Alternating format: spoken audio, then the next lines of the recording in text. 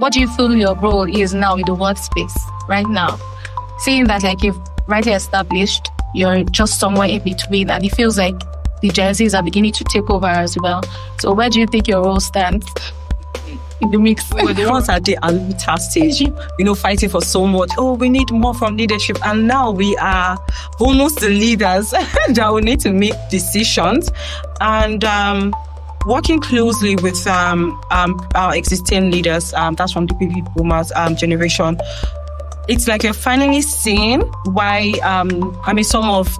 some things were either delayed or some decisions were made and everything. And so you have better insight on decision-making processes on quite a number of things. And for Gen Zs or people that are not at that place of leadership, they might even feel you're selling out. Yeah. Right, because the speed at which they're expecting you to make decisions, or the force with which they want you to fight or contest things, you're not doing that. We imagine what that leadership looks like for us. So bringing, purpose into leadership, and also balancing the expectations from the Gen Zs. So we're kind of in the mix between the baby boomers who are exiting and then the Gen Zs. So we're trying to interpret the expectations from the Gen Z, to the baby boomers who are still sometimes in leadership. So letting them know that, so the Gen Zs want more transparency, they want more context around decisions that have been made in the workplace. But because we kind of understand what they are pushing for, it's easy for us to translate some of what they mean, to the baby boomers. Welcome to Partner and Unpack with podcast of episode 2. If you think, well, I was sitting at this side defending the Gen Zs, and today we have 2 guests from the millennial generation defending all of them. So I'll let them introduce themselves. But before they do, I just want to remind them that the millennials out there are counting on them to defend them. So please go ahead to introduce yourself. But my name is Ray Ogunwada, and then I'll go ahead. Okay. Thank you, Ray. My name is Olachi Zurupa, and I'm happy to be here to defend the millennials. Yeah. Thanks, Ray. Thanks for having us here. My name is Toby Ransom. I'm also on Team Millennial. All right. So the millennials are people that are known to be the pioneers for digital network and side hustle generally. And they are mostly in between the baby boomers and the Gen Zs. Sometimes some of them even fall into category of the Gen Zs, depending on the angle you're looking at it from. So when you're in the middle, many times you don't know where to be or where you stand. And then it's almost as if you're nowhere. But they're here to tell us more about the generation and how they relate with other colleagues in the workspace, especially the Gen Z, seeing that the workspace is being taken over by the Gen Zs and the millennials now, about how they feel about the workspace now, and working with the Gen Zs and maybe a few boomers that are still in the workspace, and how they think they can work well and relate well with other generations. So the first question I'll be asking today would be, how would you describe the millennial journey in the workspace over the past decade? I'll start with Toby. Okay. Thank you, Riri. So first of all, our journey over the past decade has been interesting. And interesting in that it's been both positive and negative. It's just a mix of emotions. So for us, we have had to navigate changes, right? The time or the experience on our parents built us with, basically the kind of work experience they had and the principles and values that they instilled in us is not what we are using to navigate the current workspace. So we have had to exist in a world that is totally different from what our parents had. And like you rightly mentioned, we are the generation that pioneered digital or the digital space, using digital tools and the likes of it. So we've had to navigate that. And also we've now had to navigate coming into a workspace where you're looked upon as being the youngest, And so we've had to manage ageism and try to prove that you know this, try to prove to the boomers that you've earned your spot on the team. And I would say that it's still continuing because we're not yet at the level of the boomers, but we're also not they're also not at entry level. Then we're also within the space where we're growing in our leadership. So we're at the age whereby, when we're young, our parents will say, oh, go and meet Uncle this, he'll do this for you. Right now, we have our peers and our friends. We are now the uncles and aunties that will do the things, for our nieces, nephews, and things like that. So it's a very interesting mix for us. We're stretching, we're growing, but then there's so much opportunities, right? Because also we have our new entrants, Gen Zs coming into the space and literally confronting all the ideologies that we've held, and also confronting the positions that we've held that we are flexible with this because we came in from the Aluta point of view. We need to fight for our rights and we have to fight for our spaces, and we felt like we've done a lot, and then you have Gen Zs coming in and they're like, you've not done anything and we're here to take the rug off you. So it's been interesting. It's been rewarding. It's been stretching. We've faced burnout and things like that, but we've also pioneered so many things.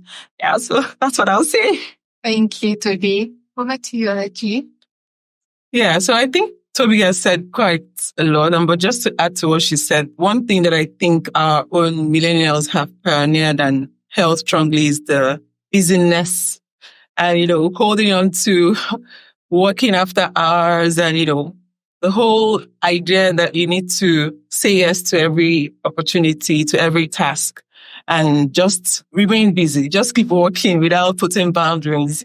So that is one thing I feel like our generation held onto strongly, which is also now being strongly, challenged. Yeah. The idea that you have to set boundaries for, once it's 5, you just shut down. And, which are also good things to now consider as we move on in the workplace. So it's been interesting. It's been a rewarding experience, and also navigating leadership from a millennials perspective is slightly different from what we met, in terms of people leading organizations and how those leadership values were held.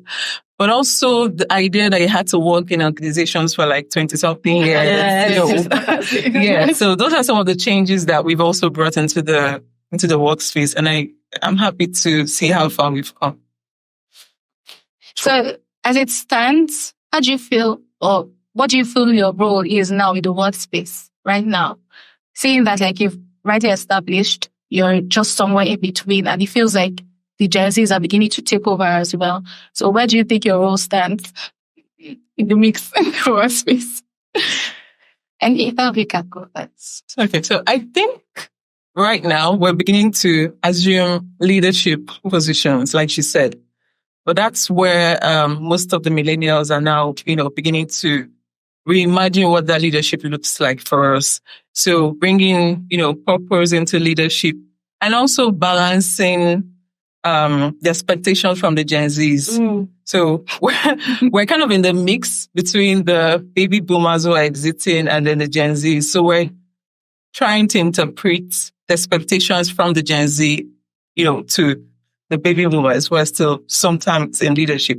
So letting them know that, so the Gen Zs want more transparency, they want more context around decisions that have been made in the workplace. But because we kind of understand what they are pushing for, it's easy for us to translate some of what they mean, to the baby boomers. Yeah, some of what they mean, because we also are struggling to understand where they're coming from sometimes, because we need to first understand their requests and understand, that they're asking from a place of just transparency and authenticity, and knowing that they just want to be more involved in decision making, or be more involved in the process before we even take the decision. It's where I think we're in between the two generations. Yeah. You like to think too? Yeah.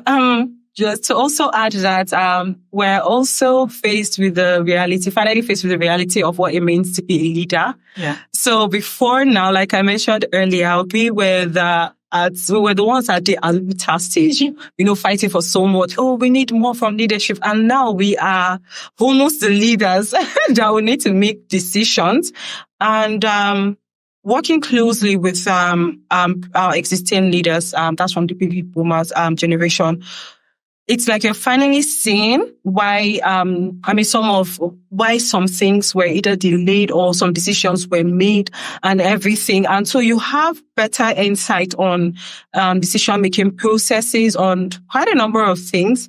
And for Gen Zs or people that are not, at that place of leadership, they might even feel you're selling out. Yeah. Right. Because, the speed at which they're expecting you to make decisions or the force with which they want you to fight or contest, things, you're not doing that. Right. So I remember just a quick, example of when I was an officer in one of the first, development organizations I worked with in the Northeast. Myself and a couple of my peers were the noisemakers. So we used to be the ones that we spoke the truth to power. Mm-hmm. The country director would come in and we're like, oh no, we cannot do, we were just everywhere. And I saw one of the people within my circle move up. The person became a coordinator, and all of a sudden the person stopped fighting, and I felt betrayed. And I told the path of fighting until I realized that there are better ways to manipulate. But anyway, that's just an example. So we're actually at that point also where we finally see, we're beginning to see. And then also another thing that is happening to us is that I do not think we have been adequately prepared to be leaders. So we put in the work, we've grown through the ranks, and we've earned our seat. But do we actually understand what leadership is? So when you look at the courses being offered and trainings and everything, now you start seeing more about leadership, working with people and things like that. But what you often see is like, for example, I am a project manager, or for my technical skills, that's kind of leadership. So you find yourself in the place where you're a leader, but you have not intentionally built the skills to manage or to lead your people properly. And because the example of leadership we have seen is more often than not negative, you have to drop that and pick up the new mindset, a new way of leading. But if you have not gone through a process that you intentionally learn, you find yourself doing exactly what you did. So yeah, I think it's just to add to what she said. People would usually say they are too extreme. So sometimes you see something that you're saying, you don't want to be like this, or you see something that you end up becoming worse than what you do. Yeah, absolutely. So, all right. So I'll be asking right now where millennials feel the disconnect, or where they may be challenged by Gen Zs in the workplace, like characters that are characteristics that Gen Zs is feel. Because we're having this conversation majorly because even though you have said you're beginning to understand some of the things we do, there's still some disconnect. So what are those things that you think they are, or where do you think the disconnect is coming from? I think the first disconnect is the assumption that we're not on the same side with Gen Z. It's an assumption. That's the funny thing. That's the way we felt about it. I was like, oh, you guys don't understand us. But so I would say, why I make that point is because everyone comes, I would want to believe that we all come to a workplace or we join an organization because there is a mission or a vision that we believe in, and that is why we're doing it. Beyond what we want to earn, you want to make an impact or something. So because I am in the social impact space, my mind usually thinks towards that. But even if it's like a private organization, there's a reason why you joined the workspace.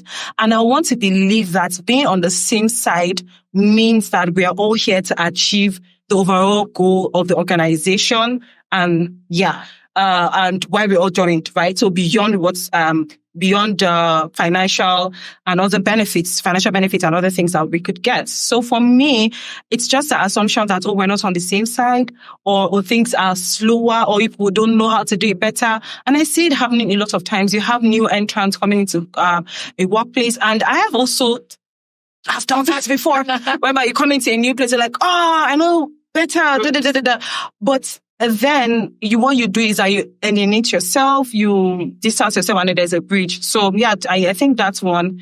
That's where you have like that divergence. But we're actually on the same side because we are all moving towards one goal. We want to achieve something. It's either we want to increase the profit margin or we want to reach a particular number of project participants with support and things like that. And then another thing again is, it's like we've done the work to build the kind of environments or work environment that you can benefit from. So like Gen Zs, right? I don't think Gen Zs would have survived in the workplace that we inherited or we came into. And because of the work that we have done, I stand to be corrected. And because of the work that we have done, it's like we've built it to a particular level and there's a platform for Gen Zs to grow. It's the same thing for us. So when we came into the workplace, we might have felt like, the boomers have not done enough, but they also built to a particular level.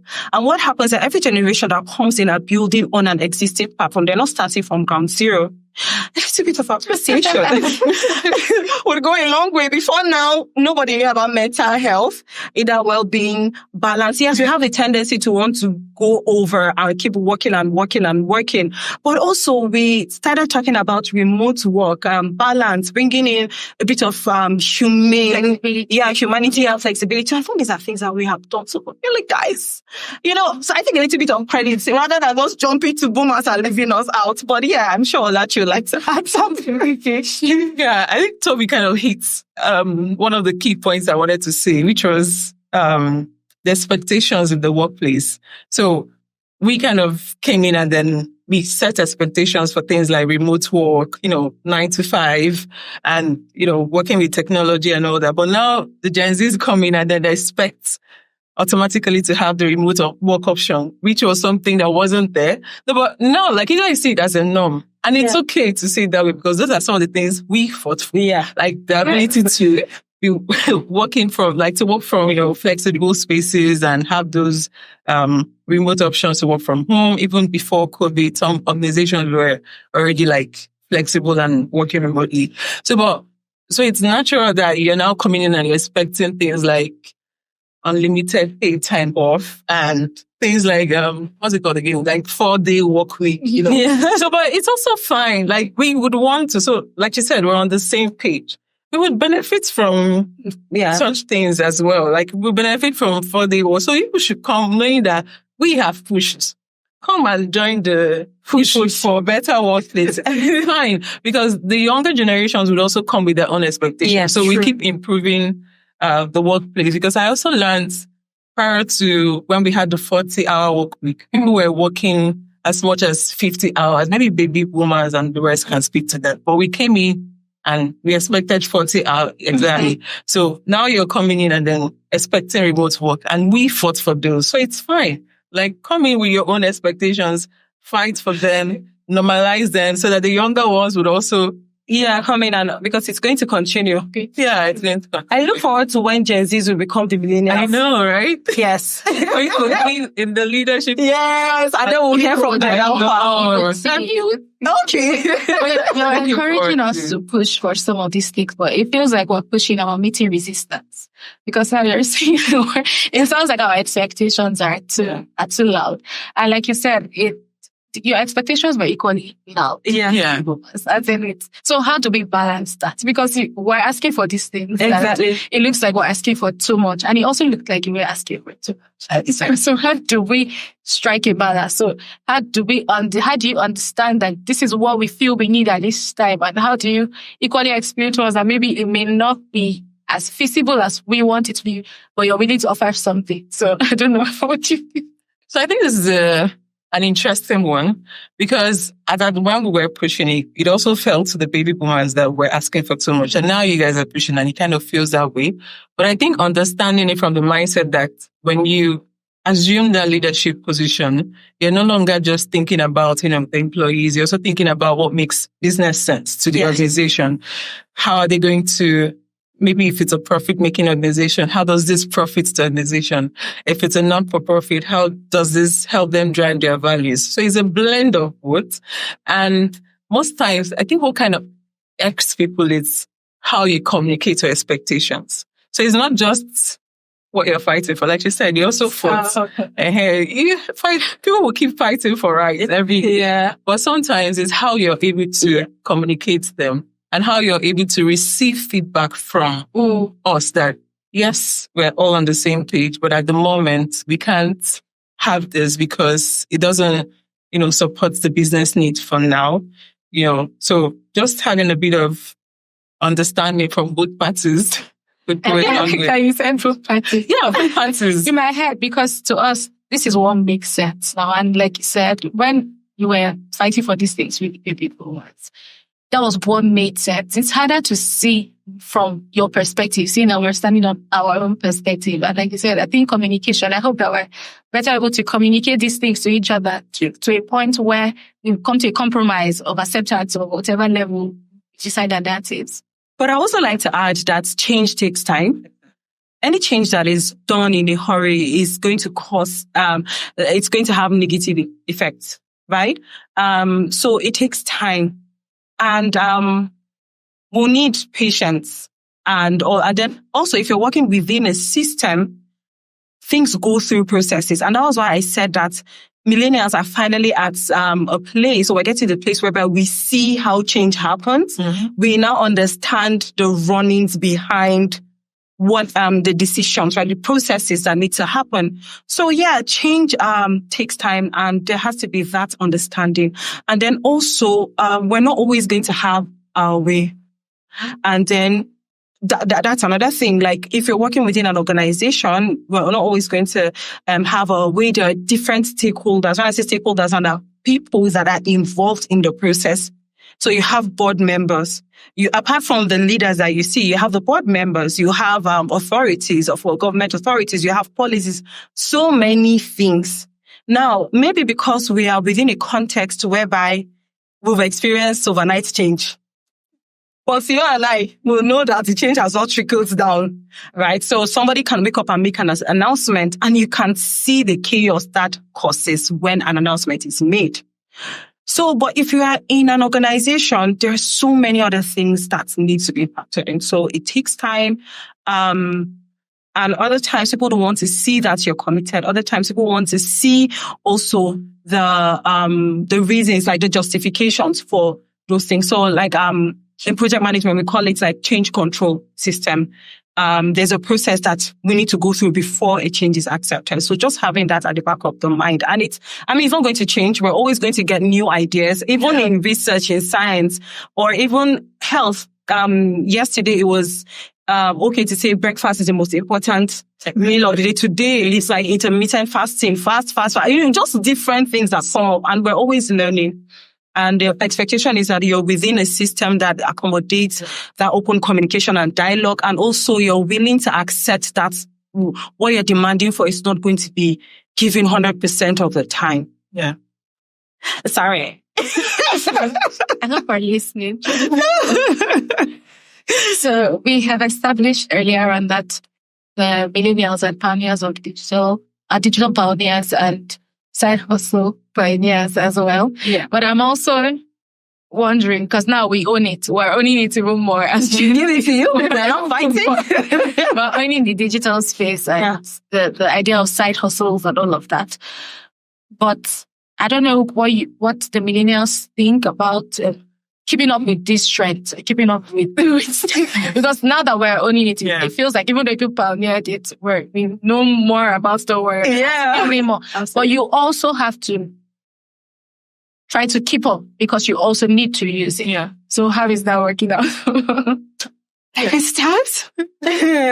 So as you were talking, I remembered one of these new social media apps that came on, and I told myself, I cannot handle another one. But then I finally downloaded it, and I'm actually handling it, although I'm not creating content on it. Yeah. So, but then, and you're going to keep having more and more and more. And, for me, at a personal level, I do not see the need for us to be everywhere. And it's both for Gen Z, Millennial, and even Gen Alpha, or whoever that is coming. Just because things are available does not mean that you should be everywhere. You're going to spread yourself thin.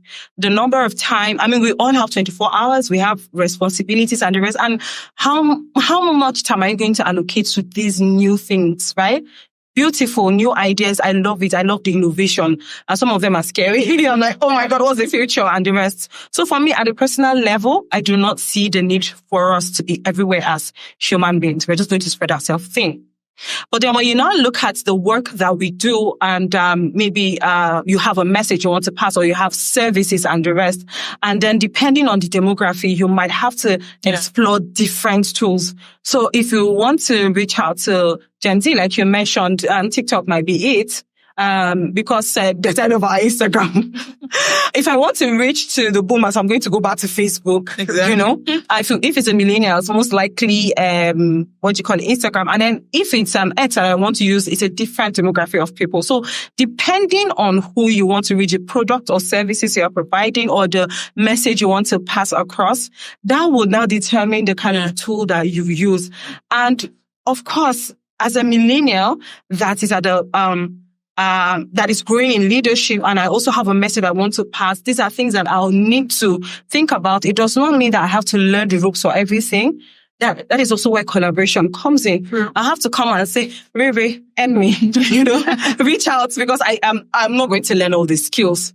I need posters, but I do not have the skills to design posters. I'm not a graphic designer. I could say that I want to learn, but I'll be dishonest to say I have the time to do it myself. So I'll need to get someone that can do it. So for me, that's how I see navigating technology.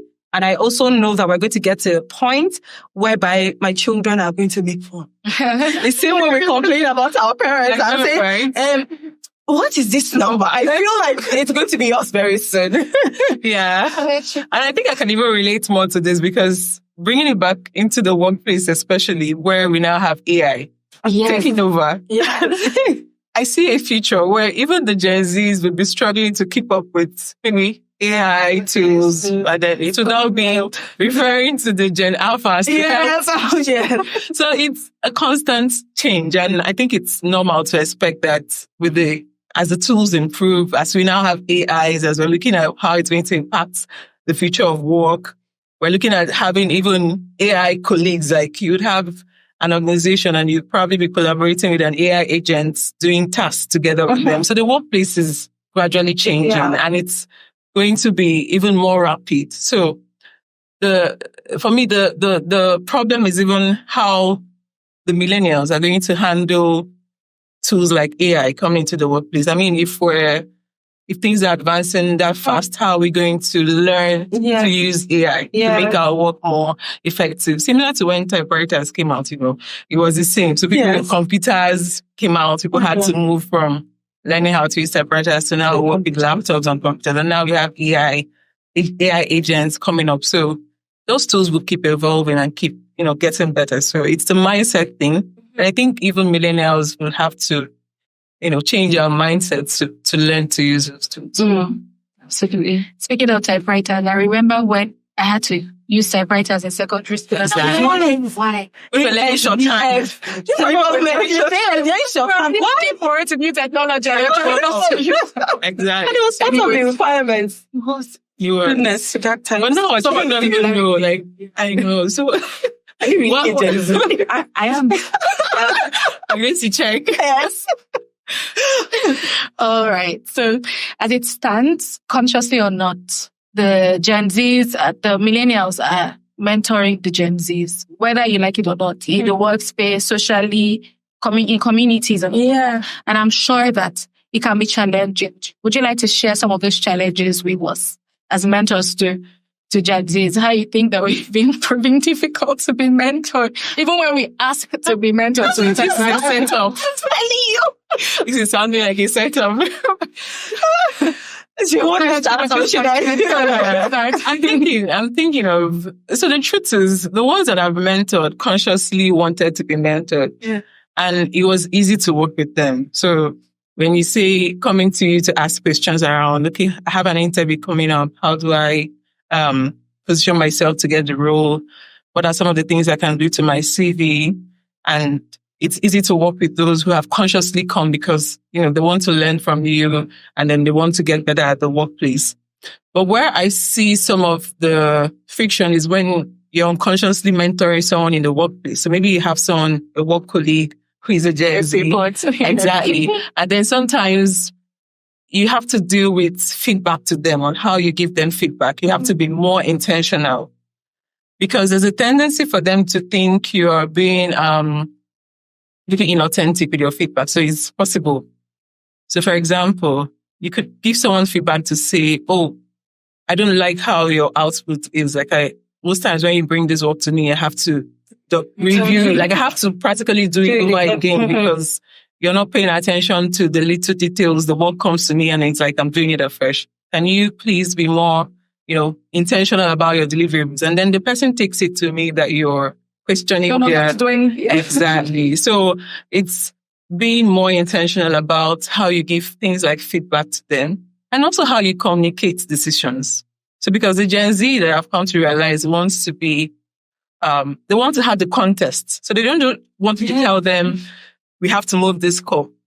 They want you to tell them why we have to move this call. In fact, they want you to tell them before you think of moving it. So we want to think of moving this call. What happens when this is why we need to think of it. So, and it's interesting to see that, they want more context, which is not a bad thing. It's just for us to, rethink how we share those contests and then keep them updated and give them feedback from, a place of empathy and knowing that this is a gift and be more conscious of who you're giving the feedback to and tailoring your leadership style to the different people. Because as much as we say Gen Zs, I sometimes also wonder if those behaviors are not the same in the different, generation. Because we also some millennials that are like, hot. So you apply the same, techniques when you're giving them feedback and you're also very intentional. So it kind of depends on who the, Gen Z, we are mentoring. Mentee. Exactly. Yeah. And I want to also add that, I think, it's also like unlearning some things that we learned from the boomers. And there's that tendency to feel like, because I have been resilient in this process, I expect that level of resilience from this person. Right? That is another thing that I would like to see it as something that we as millennials we need to do. It's possible to, like I mentioned earlier, to pick up skills or ways of doing things because that is the way it has always been done. And you pass it on and you feel, I expect you to, this is not your house. This is a workplace. Test it, collect it, and the rest. So we have to do that. But then also, accountability has been a challenge. I cannot explain. The thing is, accountability has been a challenge and I cannot explain why, from the Gen Z's angle or from their own point of view. But I know that from experience that, it's been a challenge to get them to be accountable for their actions and to own up for it, to it. I know that generally within our context in our country, usually people would say accountability can be a problem. Another person say, no thanks now.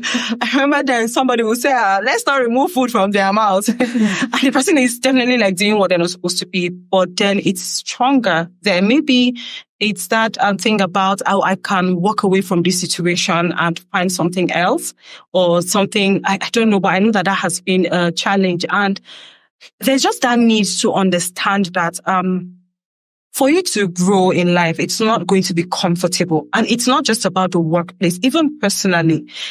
Look at it like, for example, you have to go through education or university. It wasn't comfortable reading for a longer period, long hours. It wasn't for people that had to work while going to school, Gen Z or not. There are people that are doing that. Do you understand? And it's the same thing in the workplace. You cannot always be coddled. And that is where I see a gap also. Yes, do millennials and boomers have to do better in communication and emotional intelligence? Absolutely. But then if you're working within a fast-paced environment, there are deliverables and we're not always going to have the time to explain the reasons or give you the context for things. Yes, you just have to trust the management and leaders. There are no two ways about it. And it's easy for us because we've also done that. We're like, why are they doing that? Why did they make that decision and the rest? But you also need to, because you've signed a contract, you have your roles and responsibilities and you need to move on. If you cannot continue working within that context, you might as well just exit. That is always what I've done also personally. Every time I get to a point where I feel I cannot do this, it's time to exit. Not that you now stay and make the place uncomfortable for people. You're being held accountable. People are demanding for you to show up for the contract that you signed. And you're just going to make it hard for everybody in the workplace. So I feel like that's another place that we need to come up. And it's going to happen. That's the funny thing, because you also are growing in your careers. And if you want to build something, you will have to stay at it and be resilient until it grows. And you're also going to come into it. So I'm just thinking, I'm wondering, because you said something about if we're not comfortable, able to cope with the contracts that we've signed, and what it entails, so that we can leave. But another thing that I said about Gen Zs again is that we're always running. We're not willing to stand the test of time or fight through or be humble enough to learn. So how do we strike that balance too? Because most times to us, we've taken as much as we can. Well, I don't. But to others, we're just running, like you said, not wanting to be accountable. So when I say, I think let me talk a bit on accountability, because it's also beyond just running, right? Accountability is also, not being accountable, is also throwing tantrums. Right. Sorry, I'm using that because I've been a classroom teacher. I've worked in the early years, secondary school, until I got into the development space, right? And then usually when you when you interact with children and you take away something that they want or this thing, the reflex is to just throw it tantrum. Mm-hmm. As adults, we do that in different forms, and it's not just Gen Z, right? Like I mentioned earlier, I said we have a problem generally within our context in this country where accountability is always missing, right? So if you're in the bus, and let's assume you're in the bus, I'll use bus because I've used public transport a lot. Yeah. I served in Lagos. And then you have a male passenger being cheeky. And then you call that out or you start making noise. Some people say, it's okay now. He has said sorry. That's just like a day-to-day example. So that's just a general problem. But then when I say taking accountability is also owning up to your actions and not saying it's because that's why I did not do it. Right. And that was why I went back to the issue of contracts. In the work space, you either went through an interview or a selection process. You saw the job description and everything. And if you're lucky to work also within an organization that has systems, you also sit down to set up your goals, your performance, objectives and things like that. And so it's expected that at every point in time you are delivering, because it's your appraisal doesn't happen at that 6 months mark. That it happens every day, because what you do every day adds up to that.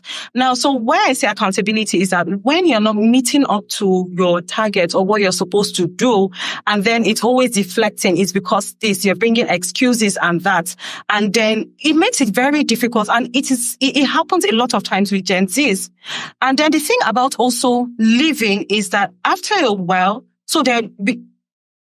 the thing about leaving is that also when you see that you cannot meet up to your contracts, because at the end of the day, what brings all of us together in workspace is I have agreed I am going to do this job. I signed this contract. I have a job description.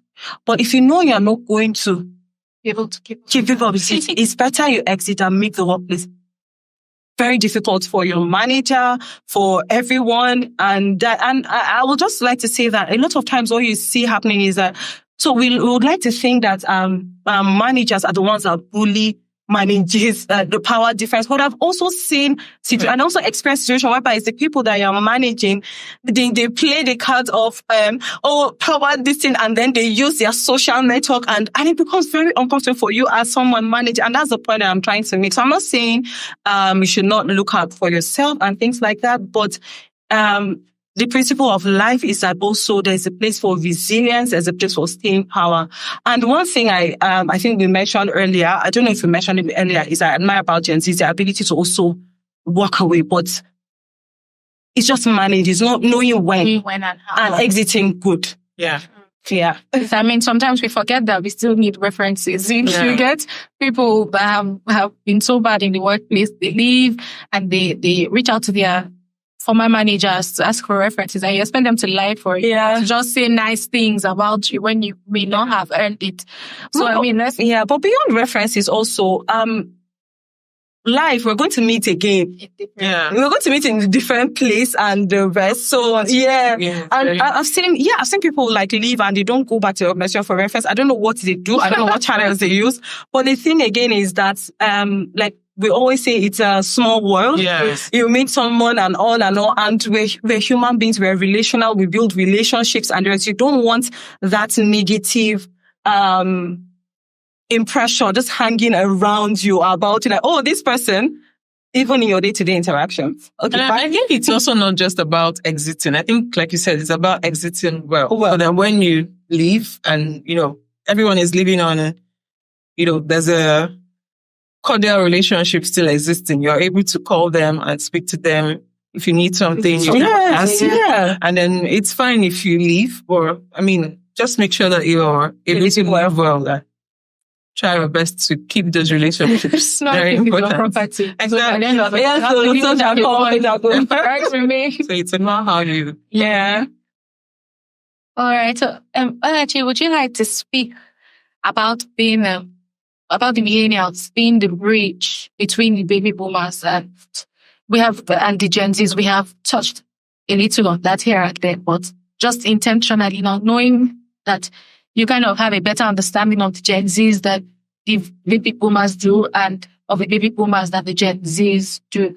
So how do you think you can better position yourself as if the millennials can better position themselves as a bridge? So I think steady bridge. That's a tricky one.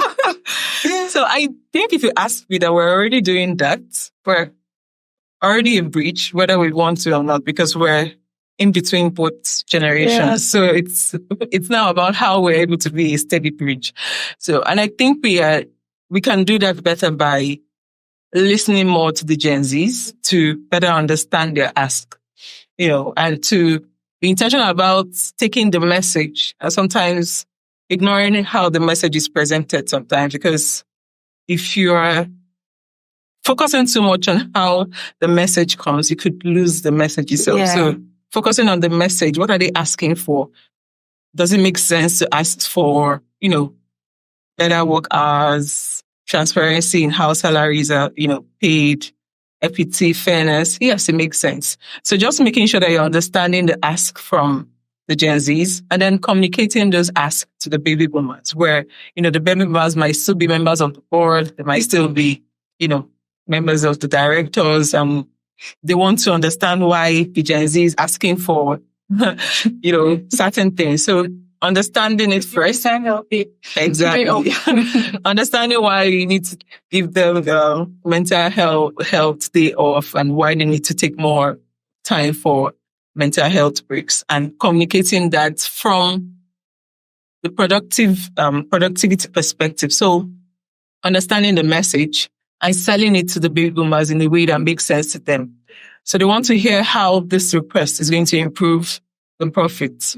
How is it going to add to the bottom line? How is it going to add to the value they're creating for the communities? So taking the message and transmitting it in a way that makes sense to whoever is taking the final decisions. And then if you're the ones taking the final decisions, looking at how those requests impact on your bottom line and your mission and your vision. And sometimes also asking the Gen Zs to be the ones to make a case, like a strong justification. Yeah. Like, so you're asking to have one day off for mental health day off. That's fine. How is that going to help your productivity? And then they can explain to you, okay, so when I take this time off, I'm able to, come back better focused, recharged to do the work. And then you sell that and say, oh, okay, so if I give you this is how it's going to improve this. No, because they sell it themselves now. They have no choice but to deliver on it. And then just thank you. So they are the ones to hold themselves accountable for what they've asked for and what they've said it's going to help them do. And then putting that to the test. So when you test it and they didn't come back more focused and more recharged to do the work, you can tell them next time that, but you said, and what you said, you didn't work. Yeah. So you still didn't deliver on the work. It was only working. Yeah, because if you're asking, sorry. Exactly. No. So because if you're asking, oh, I want to have flexible work hours. I want to work from 10 to 6 instead of working from 9 to 6. Like, you have to tell me why. If you say it's because you work better, you're more productive at night or night, that's fine. But deliver on the task. Yeah. And these days, most organizations are flexible because they just want you to deliver. Just do the job. Exactly. If you're in your bed getting the job, just get it done. Even though some people are still angry, they're like, I'm coming to the office every day. Why are you not here? You don't want to be around them. I think it's just personality. Yeah, it's also just about the organization because some organizations are still kind of stuck in the old way of doing it. Yeah. So for me, I work fully remotely. I work from home. Nobody knows whether I'm actually working or not. But my task, my deliverables are what is important to me. Because nobody's in my house to see if I'm actually logging on to my exam. They just want to make sure that you're delivering on your role. And people can tell. It's not so hard to see if you have an employee who is being productive. But that's the thing. So we need to be more conscious of selling that bridge, being the stable bridge. And then also, we need to be conscious about knowing that the workplace is changing. So we need to adopt that mindset that the way we do work is changing. It's almost changed and it's going to continue to change. So we can be a better bridge by adopting that mindset that the workplace is changing and then by listening to hear the value and the message they're asking for and communicating it properly. Yeah. All right. Thank you. Would you like to add anything? Well, as you were talking, I remember that Kaduna State are currently implementing a 4-day work week. Nice. And I remember when it was announced, yes, my team and I were implementing a project there. I'm like, oh my goodness, I'm going to get our work done and everything. But yes, I mean, it's happening already. So, and that's even the government body that have a lot of boomers in there. And they did it. The state government made, justifications for that. And I don't know who brought it in, but it's actually happening. It's to be working. It's working. Children are still learning between Monday, because I'm in education and that's usually what I'm concerned about. They're still learning. They're still meeting their learning outcomes and goals and the rest. So it's possible. And then the good thing also is that with more, available data is easily available. We have more research being done about practices that can improve, the workplace and things like that, and even aligned to demands. I think it becomes easier to make decisions over time. All right, thank you. So I'm just thinking, if you'd ask us, I'm speaking of examples, I think I can do that confidently. The leadership style that has been adopted by the baby boomers, we would say they were more of the dictators, even though we didn't directly work with them as much, but from what we've gathered here, maybe the 1 or 2 experiences we got with them, it was like, oh, it must be this way. What we're seeing happening with our politicians and all of that, we're like, what is the thought process of what is going on in the minds of these people? So I'll just like to ask for the millennials, what leadership style, because we've established now that you're trying not to adopt the particular leadership style that was used, then you're trying to make it more relatable to the Gen Zs and the other generations. And so what kind of leadership style do you think the millennials have now adopted? You can just go think outside of that. You can just give me an idea of what it is. If you want to term it with one of it, the major, or if you just want to explain it, that's fine. So we can also go after that. Okay, so I think the leadership style that I've seen with some of the millennials I've worked with has been more of a collaborative style of leadership, where they want to kind of get consensus from not everyone per se, but from like the key stakeholders. Mm-hmm. So they want to, they don't want to take decisions alone. They want to be more collaborative. They want to be more inclusive in their decisions. So they will rather get feedback from key stakeholders or key technical areas. If it's policy decisions they're making, get feedback from the people that will be impacted by the policies before the final decision is made. And I like that style a lot.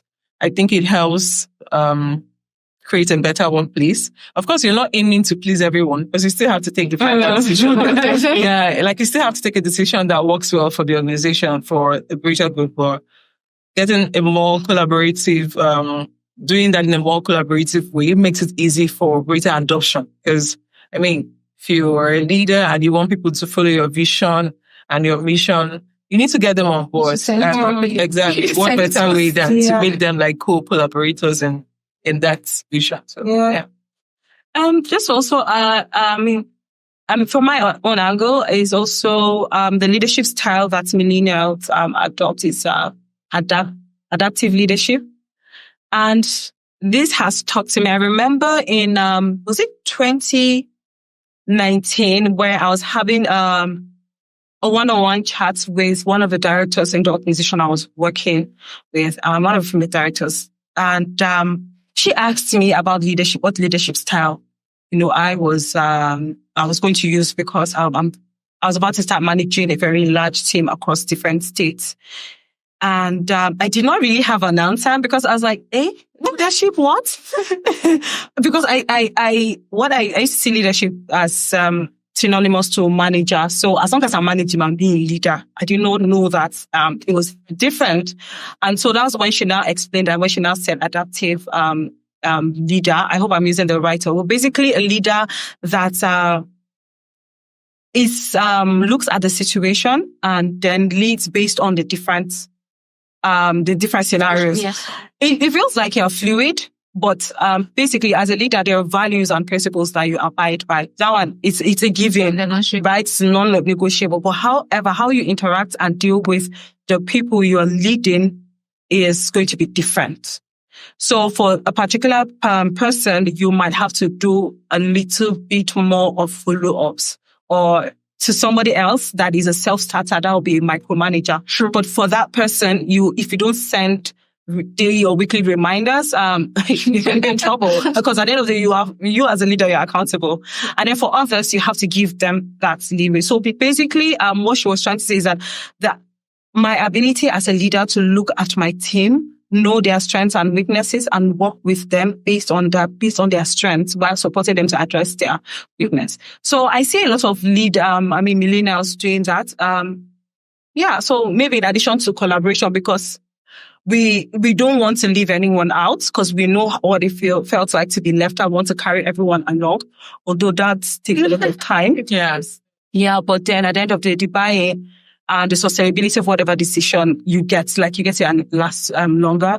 But we also want to ensure that we're not just using a blanket approach in leading our team. It's not going to work. So I cannot be a dictator. I cannot be laissez-faire.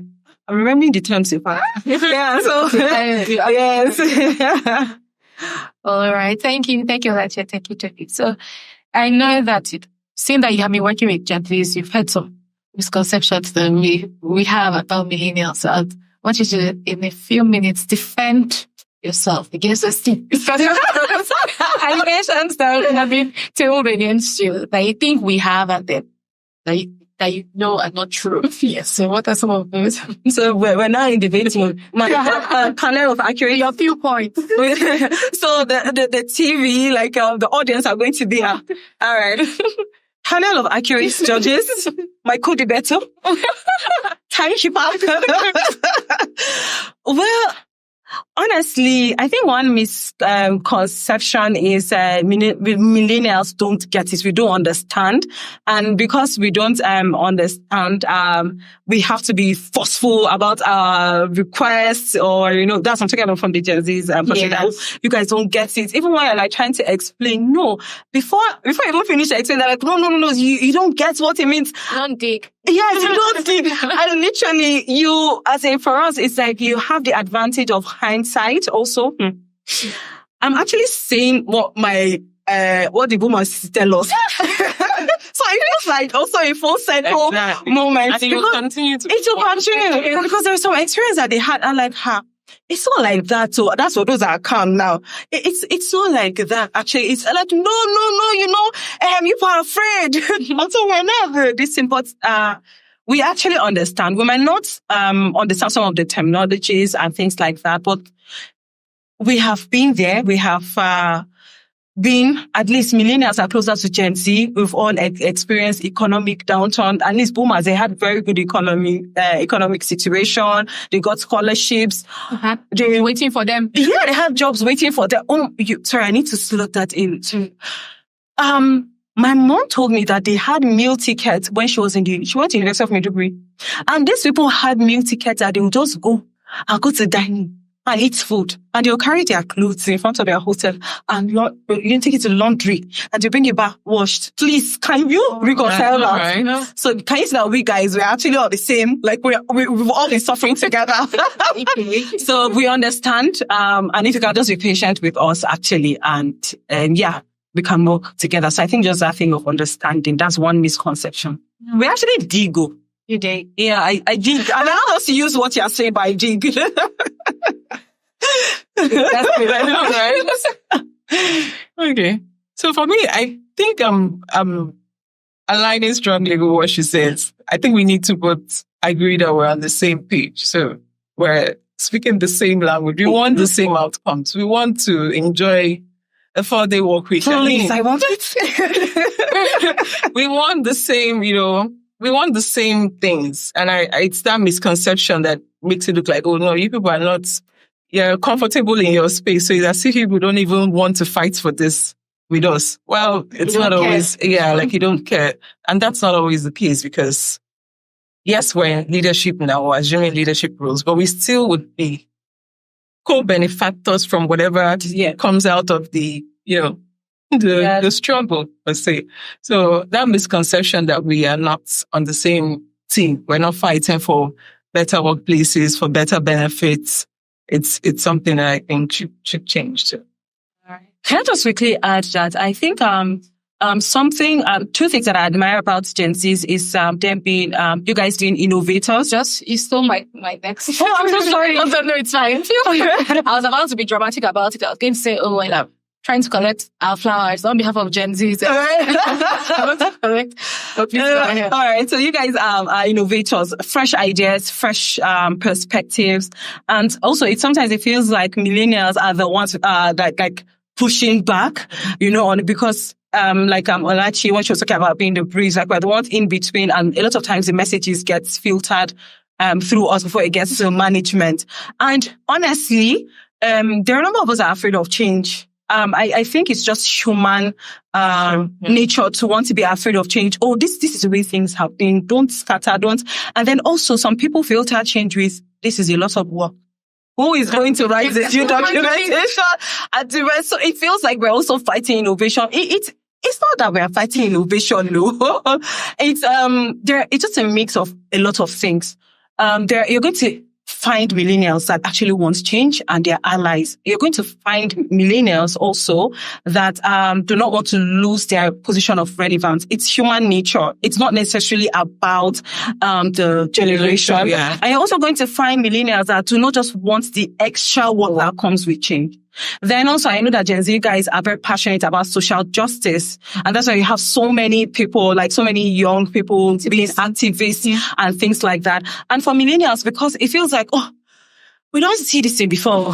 You've gone around and then there's that thing of lethargy or just, apathy. Yes, that's apathy. And then also with more responsibilities, people start becoming more careful. So millennials, we are now at the point where we have families, we have children, we have responsibilities. And like, do I want to put them? We have reputation. Yeah. So, yes. Do we need to do more? Absolutely. Do we need to be more open to innovation? Do we need to lend our voices to social causes and things like that? Absolutely. But then, we have the benefit of hindsight and of experience and also understanding of context. So sometimes you just need to know how to manage all these expectations properly. Thank you, Toby. So thank you for the flowers. I'd like to collect some flowers from you. So what are some of the workplace characteristics that you admire about Gen Zs? Some of the workplace characteristics that you admire about Gen Zs? And share some of them. Okay, so I think in addition to the ideas that you guys bring, I think it's the looking for the best flower to give. Audacity. Thank you. Oh my goodness. The audacity for yes, I love it. And just being able to push for, something when they believe that it's the right thing to be done in the workplace. So knowing that, we believe strongly that this should happen and they're we need to see willing to see it through and they're not afraid to speak up and to challenge the status quo. Yeah. No. Don't take. No. So this is not to say. That other generations didn't challenge this. I mean, that's why we're here. Because we keep having the generation that is always challenging the status quo to create a better workplace. So I'm happy that you guys are following in that same direction. Yes, we're very happy. Yeah, right. More fire. More fire. But sometimes they add brimstone. So it's like, you're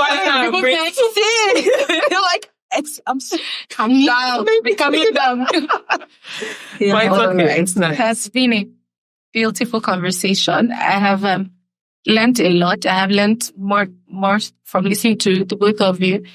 I'm now going to take out time to reflect better and cut the millennials some more slack. I'll try. Can you speak up? I'll try. I'll try to do something. Personally, I'll try and I'll take the message to my fellow Gen Zs. Thank you. And I'm sure when people watch this, they will understand better. Even though we've established that, it can also be an individual thing. Generally. It can be individual differences. Some millennials will still be weird with the Gen Zs and some Gen Zs will still be weird with the millennials. But one key thing I'm taking away is that we're kind of on the same team. Yeah, we are. People are selling it to me. So she says kind of, but I'm sure you're going to. When I rewatch, yes, you join us. I think I'll try. I hope so. But before we end this episode, I'd like to hear from you. I'll start with Olachi. What message do you have for other Gen Zs? For all of us, for we Gen Zs, what message do you have for us? If you could just speak honestly to us and professionally, please go ahead. So if I could speak to Gen Zs, I would say they should keep being themselves. And I say that because we need more of that authenticity in the workplace. That's one. So they shouldn't shrink or, become less of who they are. That's the energy they're bringing to the workplace. And it's fine. It's a new energy. It's fresh ideas and it's okay. But I would say to be more conscious when communicating those ideas. So be more deliberate to sell your ideas, not to be so emotional about it that people lose the message. Yeah. So yes, you have great ideas, you have fresh perspectives, but take your time to understand who you're speaking to when you want to sell that idea and understand the best communication style that would get you what you want. Because ultimately you want your ideas to be what, and you want to, get value from whatever ideas you're selling. So be more intentional when communicating. Don't forget that it's a workplace. We have to remain civil. Once we lose the civility in the workplace, it becomes a marketplace. So always remember, it's a workplace. Keep it civil. Communicate with respect. It's natural.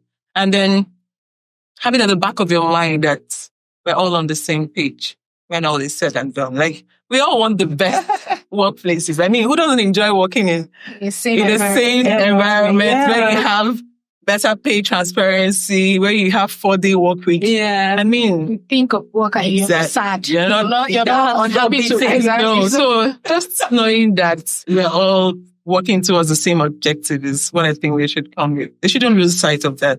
They're all in it together. Thank you. Yeah. Thank you. All right, Toby. So also in addition to what Olachi has said, I will say that you don't have to have so many experiences for you to learn a lesson. You can learn from others. So be open to learning. Why I'm laughing is because, I mean, even us, we went through that whereby we felt like, I bet it to tell me, I know it all.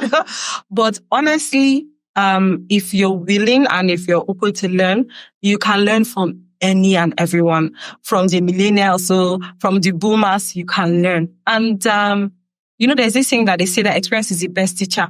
Experience is very expensive. So as much as you can,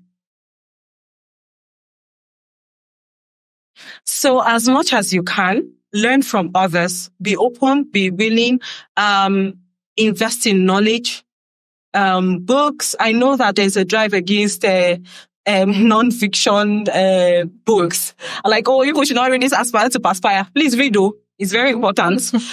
Courses and the rest, just be open because it's going to make your own journey shorter. So for us, for example, like millennials, the number of years it has taken us to get into leadership is shorter than the number of years it took our boomers. And we would want the same too for Gen Zs. It should be shorter because you're open and willing to learn it. So it doesn't have to be always your experience 100% of the time. Listen, be willing, take feedback, pick what aligns and implement it. All right. Thank you. Thank you, thank you, Toby. So my take home, or part of my take home today, is that if our allies, right? Yes. We have partnerships with the millennials. My question is, are you our allies? Sorry, after this, we'll have a meeting and we'll speak about it. Okay. We'll decide, we'll observe to know if we believe all these things that people are telling us. Okay. No one.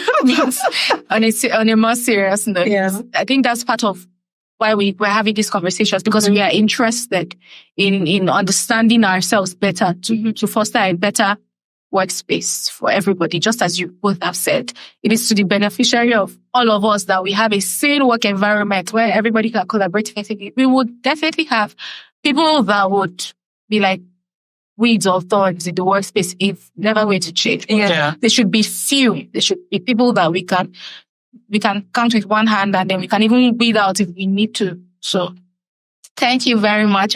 It has been a beautiful conversation. Me too. I've had a lovely time speaking with you, but thank you. Thank you. Stronger terms, Gen Z terms, please. I try not to use so many of them so that people won't be confused. Okay, no one. Just when there's a list with one time, so we can practice our this time. All right. It was nice speaking with you too. Thank you. Thank you for coming along with us on this conversation. My name is Verilelua Ogumola, and this is Partners at Pathways Podcast. We're on all social media platforms. You can follow us on X, LinkedIn, Instagram, YouTube. Subscribe to our channel. Drop your comments and insights and have conversations with us.